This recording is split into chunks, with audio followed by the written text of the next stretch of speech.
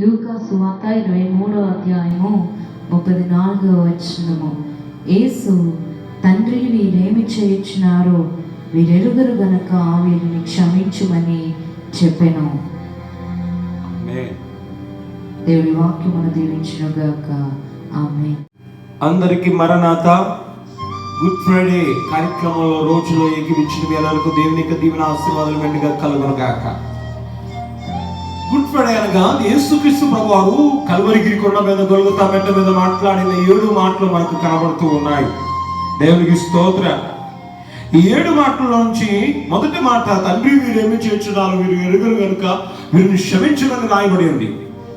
వాక్య గ్రంథమునందు మనం చూసినట్లయితే ఈ యొక్క ప్రార్థన ప్రేయర్ ఆఫ్ ఫర్గివింగ్, క్షమాపణ ప్రార్థన. దేవునికి స్తోత్రం. ఈ రోజున మానవులైన వారికి క్షమించడం అనేది చాలా కష్టతరం అయిపోతుంది.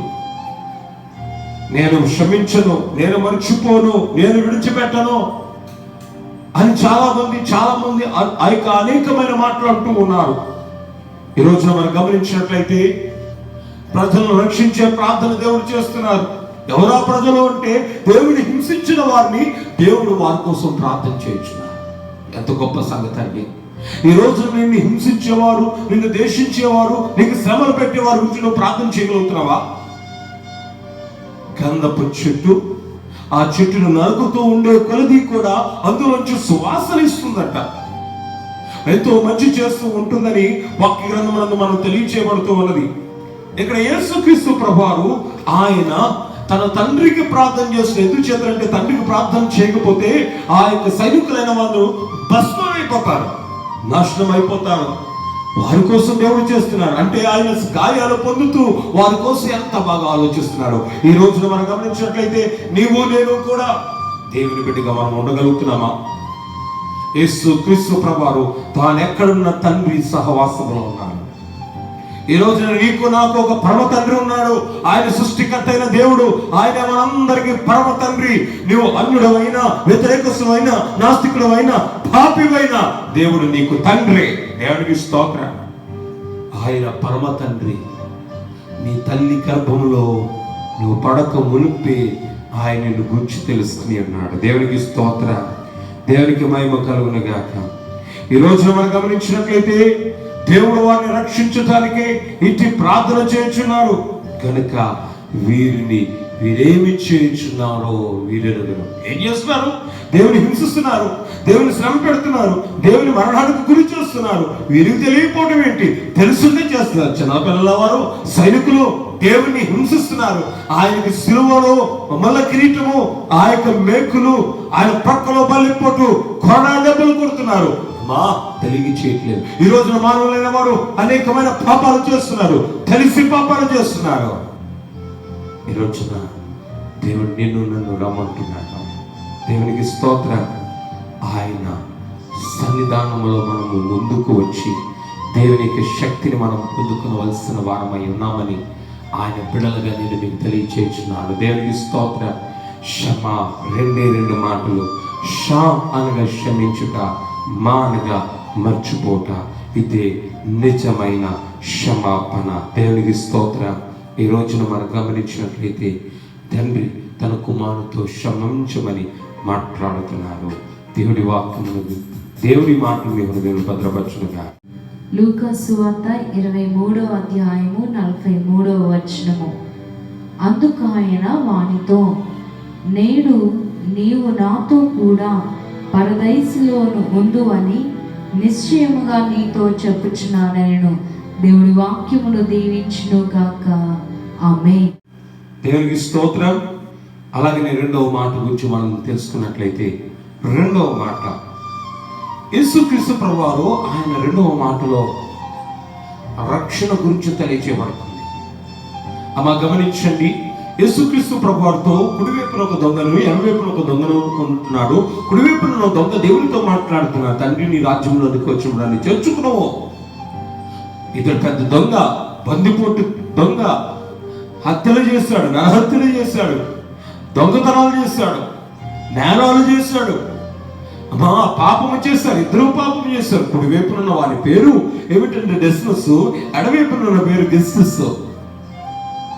కానీ యేసుక్రీస్తు ప్రభువారి యొక్క గాయాలు, ఆయన రక్తము కాచుట, మొదటి ప్రార్థన తండ్రి వీరేం చేస్తున్నారు వీరెరుగురని చెప్పట, కుడివైపునున్న వాని యొక్క గుండె కరిగిపోతుంది, కుడివైపు ఉన్న వానికి హృదయం కరిగిపోతుంది. ఈయన ఎద్దు నుండి నాకేం కావాలంటే రక్షణ కావాలనుకుంటున్నాడు. ఎడవైపునున్న వ్యక్తి ఈయన ఎద్దు నుండి నాకేం కావాలంటే ఈ సిలువ, ఆ యొక్క పనిష్మెంట్ నుంచి విడుదల కావాలనుకుంటున్నాడు. అమ్మా, ఈ రోజున నీవు లోకం కావాలా, పరలోకం కావాలా? ఈ కుడివైపున ఉన్న వ్యక్తి నాకు ఆత్మీయ జీవితం కావాలనుకుంటున్నాడు, ఎడవైపున ఉన్న వ్యక్తి శారీరక జీవితం కావాలనుకుంటున్నాడు. ఏం కావాలి నీకు? ఏం కావాలని నీవు కోరుకుంటున్నావు? ఈ రోజున ఇద్దరు దొంగలే, ఇద్దరు నేరం చేసిన వారే, ఇద్దరు పాపం చేసిన వారే, ఇద్దరు దేవునికి ఆధ్యాత్మిక్రమం చేసిన వారే. కానీ కుడివైపునున్న వ్యక్తి పరలోకాన్ని కోరుకుంటున్నాడు, ఎడవైపునున్న వ్యక్తి ఏం కోరుకుంటున్నాడు? ఈ లోకంలో నాకుంటే చాలు అనుకుంటున్నాడు. ఈరోజు నీకేం కావాలి? ఏం కావాలని నీవు కోరుతున్నావు? కుడివైపునున్న వ్యక్తి పశ్చాత్తాపడుతున్నాడు, తన హృదయాన్ని కరిగించేసుకుంటున్నాడు. ఎడవైపునున్న వ్యక్తి నిన్ను నీవు రక్షించుకునువో, మమ్మల్ని కూడా రక్షించుము అని కఠినపరుచుకుంటున్నాడండి. ఈ రోజున మనం ఎలాగున్నాం? కుడివైపునున్న వ్యక్తి నా పాపాలు క్షమించు, ఎడవైపునున్న వ్యక్తి నన్ను విడుదల చేయి అని అంటున్నాడు. దేవునికి స్తోత్రం. ఎంత ఉన్నతమైన స్థితి! కుడివైపునున్న వ్యక్తి శరీరాశ, నేత్రాశ విడిచిపెట్టి ఆత్మ ఆశను వెతుకుతున్నాడు. దేవునికి స్తోత్రం. కుడి ఎడవైపునున్న వ్యక్తి లోకాశలో ఉన్నాడు. అమ్మా, ఇద్దరు తప్పులు చేస్తారు, ఇతడు తప్పు తెలుసుకున్నాడు, ఇతడు ఇంకా తప్పులో వెళుతున్నాడు. ఈ కుడివైపునున్న వ్యక్తి మనం చేసింది తప్పే అయ్యా, మన జీవితం ఏంటే మనకి తగిన శాస్త్రం కలిగింది, కానీ ఏ పాపము చేయలేదు అంటున్నాడు. ఆ వ్యక్తి మటుకు ఏమంటాడంటే నిన్ను నీవు రక్షించుకున్నావు, నన్ను కూడా రక్షించుమంటున్నాడు. దేవునికి స్తోత్రం. అమ్మా, ఈ కుడివైపునున్న వ్యక్తికి ఆహారం కాదు, ధనం కాదు, గొప్పతనం కాదు, విడుదల కాదు, తాను బాగా ఆలోచించాడు ఏంటంటే నాకు రక్షణ కావాలి. దేవునికి స్తోత్రం. మారు మనస్సు కావాలి. ఈరోజు నీవు కోరుకుంటున్నావా? దేవుడు అది అడిగాడు కనుక ఆ రక్షణకు శిలువ నుంచి నేడు నీవు నాతో కూడా పరదేశంలో ఉండు అని నిశ్చయముగా అని చెప్తున్నాడు. దేవుడు ఆ రక్షణ నీకును మనకు మెండుగా దయచినగాక. ఆమేన్. యోహాను సువార్త 19వ అధ్యాయము 26వ వచనము. యేసు తన తల్లియు తాను ప్రేమించిన శిష్యుడును దగ్గర నిల్చుండుట చూచి, అమ్మా, ఇదిగో నీ కుమారుడు అని తన తల్లితో చెప్పెను. తరువాత శిష్యుని చూచి, ఇదిగో నీ తల్లి అని చెప్పెను. ఆ గడియ నుండి ఆ శిష్యుడు ఆమెను తన ఇంట చేర్చుకునెను. దేవుడి వాక్యమును దీవించును గాక. ఆమేన్. దేవునికి స్తోత్రం. దేవుని యొక్క వాక్య గ్రంథమునందు 3వ మాటగా మనం చూసినట్లయితే, ప్రభువారు పైనుండి అంత శ్రమలో, శోధనలో, బలహీనతలో, గాయాలలో రక్తము కాల్చుచు చూచుచున్నాడు. ఒకవైపు తల్లి అయిన మరియా, ఇంకోవైపు యోహాను, దేవుని వెంబడించిన యోహాను గారు. దేవునికి స్తోత్రం. ప్రభువారు అంటున్న మాట, అమ్మా, ఇదిగో నీ కుమారుడు, ఇదిగో నీ తల్లి అని ఆ యొక్క యోహాను గారిని గురించి చెప్తున్నారు. ఈ రోజున వాక్య గ్రంథమునందు అమ్మా, యేసుక్రీస్తు ప్రభువారు ఆయన సర్వశక్తి కలిగిన దేవుడు. ఆయన లోకానికి వచ్చినప్పుడు తల్లి అవసరం లేదు, కానీ ఆ యొక్క మరియను తల్లిగా దేవుడు ఏర్పాటు చేశాడు. ఆ తల్లి పట్ల ఆయన కలిగి ఉన్న బాధ్యత ఎలాంటిదో చూపిస్తుంది. ఈ రోజున దేవుని బిడ్డగా ఉన్న నీవు నీ తల్లిదండ్రుల పట్ల బాధ్యత కలిగి ఉన్నావా? నీ బిడ్డల పట్ల బాధ్యత కలిగి ఉన్నావా? నీ యొక్క కుటుంబ సభ్యుల పట్ల బాధ్యత కలిగి ఉన్నావా? యేసుక్రీస్తు ప్రభువారు బాధ్యత కలిగి ఉన్నారు. వాక్య గ్రంథమునందు నిర్గమకాండములో తల్లిని తండ్రిని సన్మానించుము, నీ తల్లిని తండ్రిని ప్రేమించుము, నీ దీర్ఘాయుష్మంతుడు నీ తల్లిని తండ్రిని సన్మానించమని వాక్య గ్రంథంలో రాయబడింది. అమ్మా, ఒకవేళ తల్లిదండ్రులను గౌరవించకపోతే లోయ కాకులు వచ్చి వారి కన్నులు పీక్కుని పోవను. దేవునికి స్తోత్రం. అమ్మా, ఈ రోజున మనం గమనించినట్లయితే నీవెలాగున్నావు? దేవుని బిడ్డగా నీవెలా నడుచుకుంటున్నావు? దేవుల్లో నువ్వు ఎలా ముందుకు సాగుతున్నావు?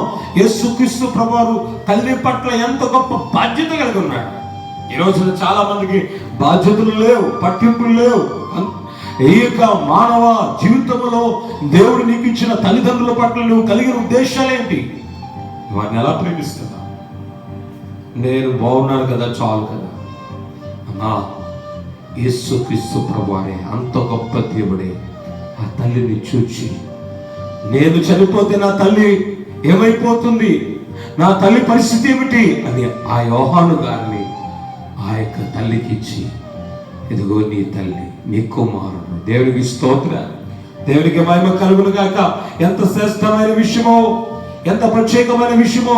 దేవుడు అంత బాధ్యత కలిగి ఉంటే అమ్మా, ఈ లోక మానవులమైన మనము దేవుడు ఇచ్చిన తల్లిదండ్రుల పట్ల ఎంత బాధ్యత కలిగి ఉండాలి. ఆయన లోకంలో వచ్చిన కాంచి తండ్రి పని మీద ఉన్నాను, తండ్రి దగ్గరికి వెళుతున్నానని చెప్తున్నారు. ఆయన తల్లిని ఎంతగా ప్రేమిస్తున్నారు. దేవునికి స్తోత్ర. ఈ రోజున మనం గమనించినట్లయితే యేసుక్రీస్తు ప్రభువారు ఆయన మరియ ద్వారా వచ్చినాము, యేసేపు గారి ద్వారా రాలేదు. అందుచేత వాక్య గ్రంథంలో యేసేపు గారి గురించి లేదు. యేసేపు గారు దేవునికి శారీరక తండ్రి కాదు. దేవునికి స్తోత్ర. కానీ మరియమ్మ గారు, కన్యక మరియ ద్వారా దేవుడు వచ్చిన ఆమె పట్ల ఎంత ప్రేమ. అమ్మా, నీవు నేను కూడా దేవుడు మనకిచ్చిన తల్లిదండ్రుల పట్ల గొప్ప ప్రేమ కలిగి. మార్కు సువార్త 15వ అధ్యాయము 34వ వచనము. 3 గంటలకు యేసు ఏలోయి ఏలోయి లామ సబక్తాని బిగ్గరగా కేకవేసెను. ఆ మాటలకు నా దేవా నా దేవా నన్ను ఎందుకు చేయి విడిచితివని అర్థము. దేవుడి వాక్యమును దీవించును గాక. ఆమేన్. దేవునికి స్తోత్రం. దేవుని యొక్క వాక్య గ్రంథమునందు 4వ మాటగా మనం చూసినట్లయితే, దేవుని యొక్క వాక్య గ్రంథం 4వ మాటగా మనం చూసినట్లయితే, నా దేవా నా దేవా నేల చెయ్య విడిచింది. యేసుక్రీస్తు ప్రభు వారి యొక్క చెయ్య ప్రభువారు తండ్రి అయిన దేవుడు ఎలా విడిచిపెట్టడం ఏంటి? దేవునికి స్తోత్రం. ఇది ఎడబాయట. దేవునికి స్తోత్రం. యేసుక్రీస్తు ప్రభువారు శిలువ కార్యక్రమంలో ఆయన పాతాళములోనికి వెళ్ళినప్పుడు భక్తులైన వారు చెప్పిన మాట ఏమిటంటే, ప్రభువారు 1000 పడగల కలిగిన ఆ సర్పము దేవుని కాటివేసినప్పుడు ఆ సర్పాన్ని జయించి దాని యొక్క పడగలను, దాని యొక్క ఆ యొక్క తలను చిదుగొట్టి పాతాళములో నిన్న ఆ యొక్క మానవులైన వారందరినీ రక్షించి ఆయన తిరిగి వచ్చుచు ఆయన పలికిన మాట ఆ తండ్రితో, నా దేవా నా దేవా నన్ను ఎలా చెయ్యి విడిచింది. దేవునికి స్తోత్ర.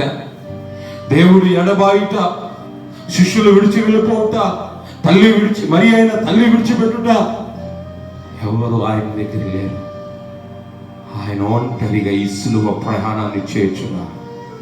తండ్రి అమ్మా, యేసుక్రీస్తు ప్రభువారి యొక్క చేయి విడిచిపెట్టడం ఏమిటి అంటే ఈ మాట ఏమిటి? అవును, ఆ తండ్రి విడిచిపెట్టారు కనుకనే ప్రభువారిని పట్టుకోగలిగారు. ఒకరితొక్క 40 కొరడా దెబ్బలు కొట్టగలిగారు. ఆయన మీద ముళ్ళ కిరీటం పెట్టి రెల్లు కర్రతో కొట్టగలిగారు. 5 కోట్లు తిప్పగలిగారు. ఆయన విడిచిపెట్టకపోతే వారు తిప్పటం వారు సాధ్యమవుతుందా? ఆయన మీద బరువైన సిలువ వేశారు. ఆయన కలవరిగిరి కొండ మేరకు నడిపించారు. అక్కడ ఆయన చేతుల్లో గాయాలు, కాళ్ళలో గాయాలు. ఆయన గుద్ది ఉన్నారు, తడిసి ఉన్నారు, ఉమ్మి వేసి ఉన్నారు. దేవునికి స్తోత్ర. నా దేవా నా దేవా నేల చెయ్యి విడిచితివి అని వాక్య గ్రంథమునందు తెలియచేయబడి ఉన్నది. దేవునికి స్తోత్ర. దేవుని యొక్క వాక్య గ్రంథమునందు మనం గమనించినట్లయితే ఇన్ని శ్రమలు కలుగుతున్నాయంటే యేసుక్రీస్తు ప్రభువారు తన తండ్రి తన చెయ్యి విడిచిపెట్టారు, ఆ శ్రమకు అప్పగించారు. అమ్మా, ఈ యొక్క ప్రభువారి శ్రమ వివరించకపోయినట్లయితే మనకు పాప క్షమాపణ లేదు.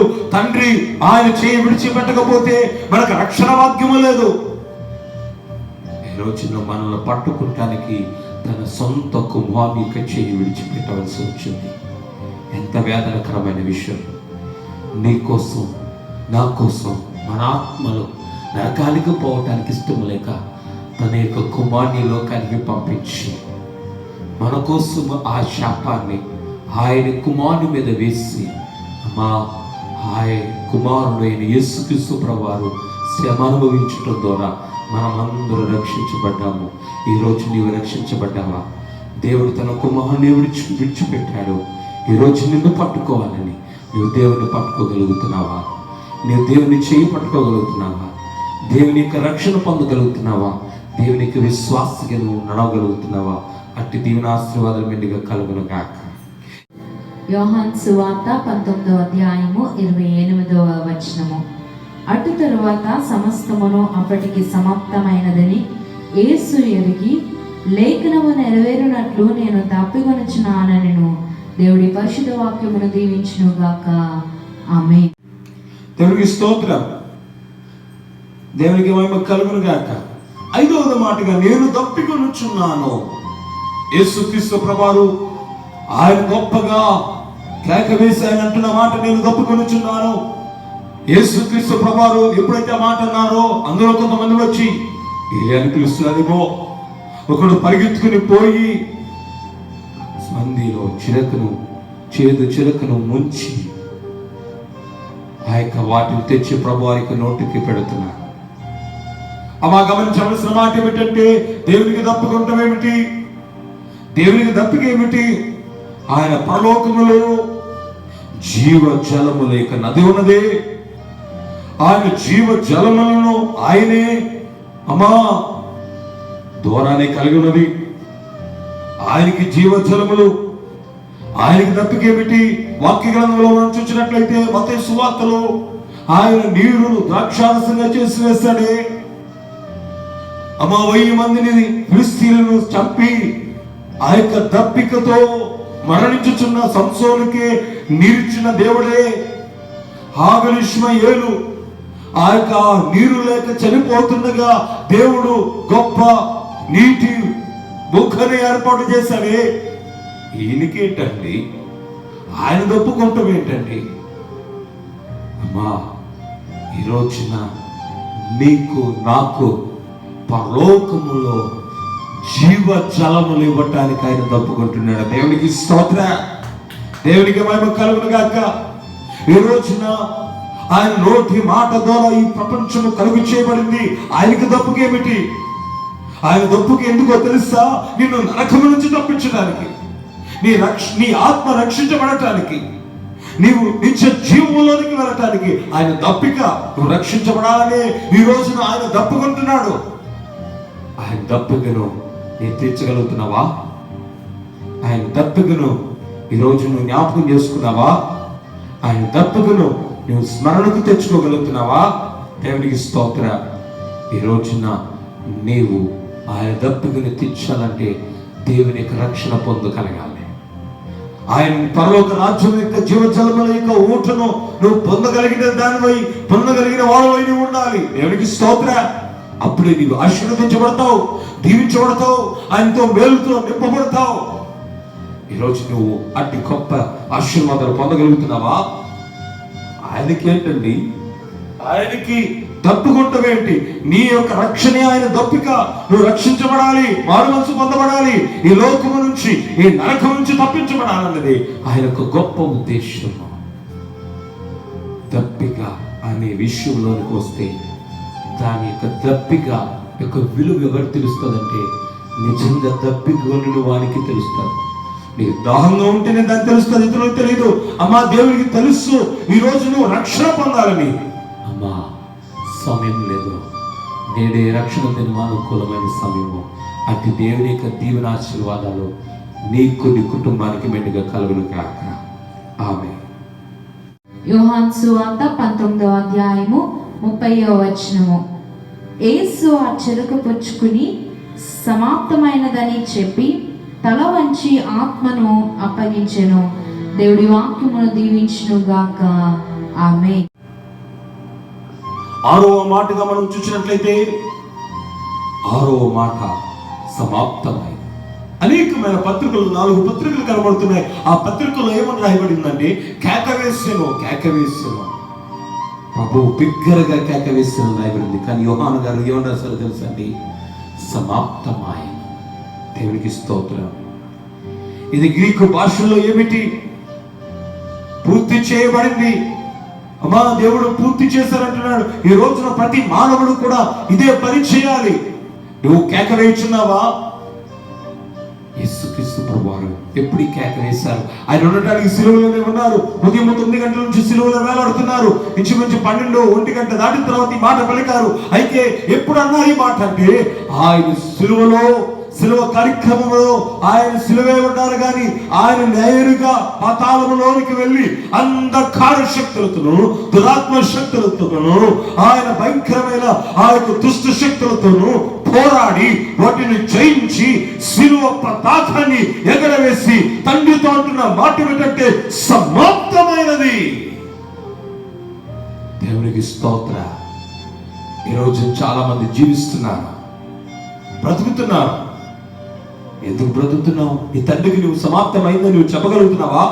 ప్రభా, ఈ లోకంలో నువ్వు ఎందుకు నన్ను పంపించావు? నీ ఉద్దేశం నా పట్ల ఏమిటి? నేను ఏం చేయాలని నువ్వు ఈ లోకాన్ని పంపించావు? ఆ యొక్క నీ ఉద్దేశాన్ని నేను నెరవేర్చాను, నీ చిత్తాన్ని నేను నెరవేర్చాను, నీ ఆలోచనని నేను నెరవేర్చాను. నాకు సమాప్తమైంది ఈ లోకంలో నీవు ఇచ్చిన పని అని చెప్పగలుగుతున్నావా? చాలా మంది పరిస్థితానుసారంగా జీవిస్తున్నారు.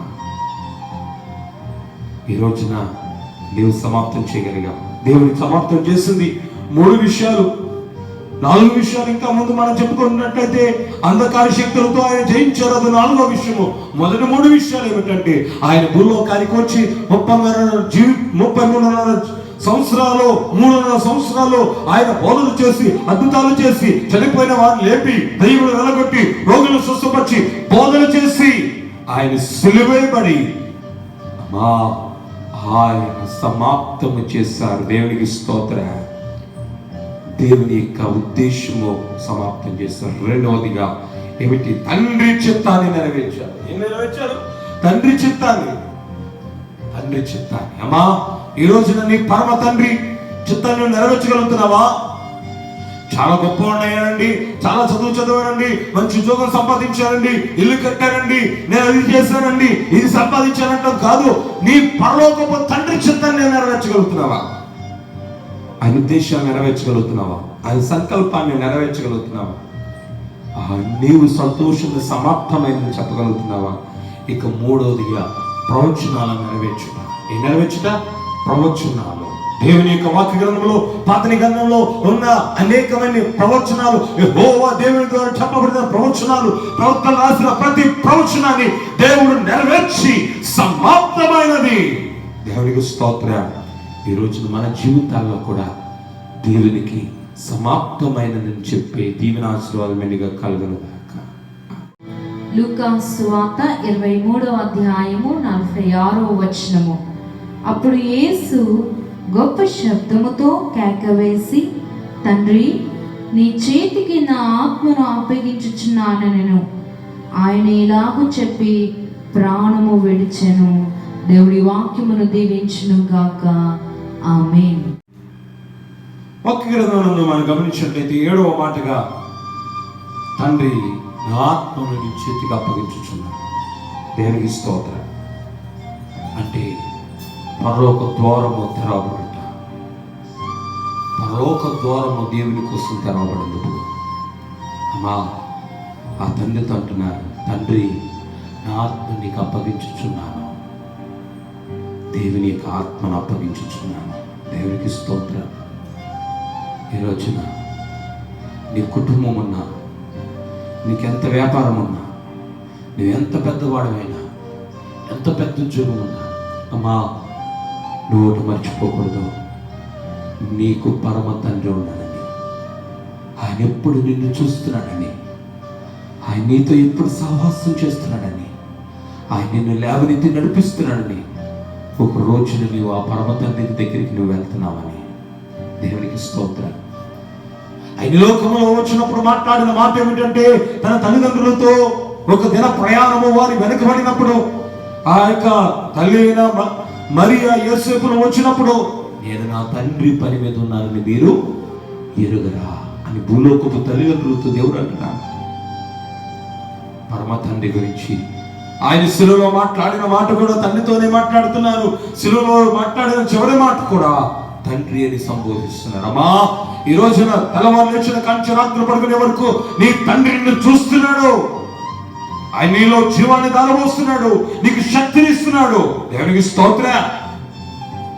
ఈ రోజున అట్టి తండ్రిని నీవు ఎలా ముందుకు నడవగలుగుతున్నావు? ఆ తండ్రితో దేవుడు అంటున్నాడు, నా ఆత్మను నీకు ఇచ్చుచున్నానయ్యా. దేవునికి స్తోత్రం. యేసుక్రీస్తు ప్రభువు మాదిరి చూపిస్తున్నారండి. ఓ చంటి బిడ్డ పండుకునేటప్పుడు తన ఇష్టమైన బొమ్మ ఏమైపోతుందో, ఇది నాకు కావాలి, దీన్ని నేను పండుకుంటున్నాను, సురక్షితంగా ఉండాలంటే నా తల్లి చేతిలో ఇది సురక్షితంగా ఉంటుందని వెళ్ళి తన యొక్క తల్లికి ఆ బొమ్మనిచ్చి పండుకుని తిరిగి లేచిన తర్వాత దేవునికి స్తోత్రం. ఆ యొక్క చిన్న కుమార్తె మళ్ళీ తన తల్లి దగ్గర నుంచి తీసుకున్నట్లుగా యేసుక్రీస్తు ప్రభువారు తన ఆత్మని ఇచ్చి మళ్ళీ ఆయన యొక్క తండ్రి దగ్గర నుంచి తీసుకుంటాం. అమ్మా, గమనించవలసిన విషయం ఏమిటంటే, ఆయన ఆత్మనిచ్చి మళ్ళీ తీసుకుంటామంటే ఆయన మరణించి తిరిగి లేవటం అంటే ఆయన మృత్యుంజయుడు. దేవునికి స్తోత్రం. ఆయన గొప్ప మృత్యుంజయుడై ఉన్నాడు. మరణానికి మించిన శక్తి ఆయనది. అమ్మా, అందుచేతనే భక్తులైన వారు, చాలా మంది భక్తులైన వారు భయపడని మరణం అంటే ఎందుచేతంటే యేసుక్రీస్తు ప్రభువారు ఆయన మాదిరి నుంచి పోయారు. అక్కడ ఆయన తండ్రి దగ్గరికి వెళ్ళారు, తిరిగి తండ్రి దగ్గర నుంచి మళ్ళీ ఆత్మను తీసుకుని వచ్చారు. అమ్మా, ఈ రోజున భక్తులైన వారే మరణించడానికే భయం లేదు. ఎందుకు చేతనంటే ఆయన వెళ్ళేది ఆ తండ్రి ఎందుకు. ఈ రోజున ఈ యొక్క గొప్ప ఆశీర్వాదం నీకుండా నువ్వు మరణిస్తానంటే నువ్వు పరలోక రాజ్యానికి వెళ్తాను, తండ్రిని నేను చేరుకుంటానని గొప్ప నమ్మిక నీకు ఉందా? అందుచేతనే వాక్య గ్రంథంలో స్పష్టంగా రాయబడింది, దేవుని యందు మృతి పొందిన వారు, ఆయన నిద్రించిన వారు ఆయన రెండవ రాకుల్లో ఆయన వెంట అని రాయబడింది. ఆయన వెంట ఆత్మను తీసుకుని వచ్చును, ఆయన దగ్గరే ఉంటారండి. దేవునికి స్తోత్రం. ఆయనతో ఉండే దీవెన ఆశీర్వాదాలు మెండుగా కలుగును గాక. ఆమేన్. ప్రియమైన యేసయ్యా, ప్రేమకే